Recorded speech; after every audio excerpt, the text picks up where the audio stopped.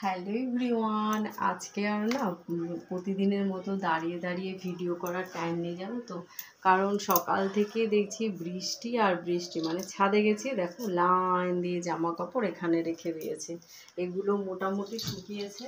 আর এই সেলাই তো তোমরা জানো যে আমি একটু টুকটাক সেলাই করি, তো সেলাই করারও টাইম পাইনি।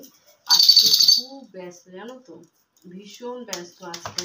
কারণ আজকে মেয়ের পড়াও আছে। এই দেখো দুটো না তিনটে সেলাই করেছি, আর সেলাই করতে পারবো না। এখন যাব রান্না করতে।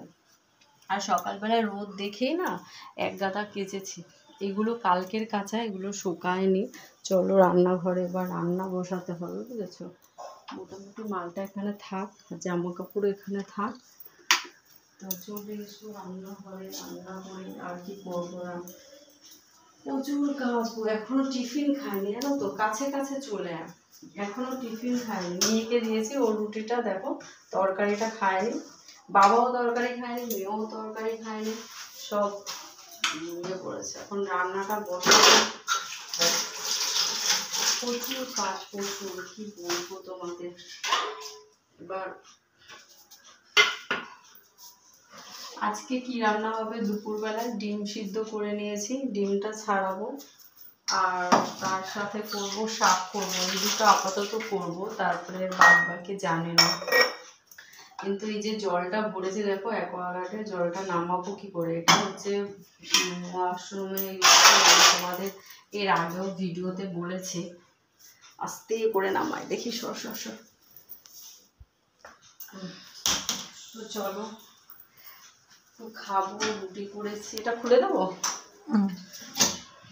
রুটি করেছে মিনি, দেখ মিনিকে দেখা, জুম করে দেখা যায়। মিনি দেখছে তাকিয়ে তাকিয়ে আমাকে, মিনি দেখেছো মিনিকে।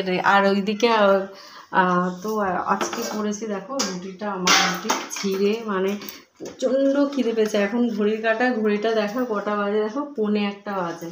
এখন আমি টিফিন খাইনি। তো তরকারি করেছিলাম আজকে, আলুর তরকারি। আর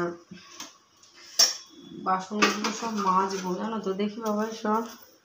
আর এদিকে করেছি, তার সাথে কলা আছে। এরপরে আমি রান্নাটা আগে, ভাতটা বসিয়ে দেবো। এই যে রুটির তরকারি আর কলা, কার কার ভালো লাগে? আমার কলা হলে আর কিছু লাগে না, কলা দিয়ে রুটি খেতে দারুণ লাগে। কলা হোক বা আম হোক, তো এখন তো আমের খুব দাম, ভীষণ দাম, এত ইয়ে হয়ে গেছে।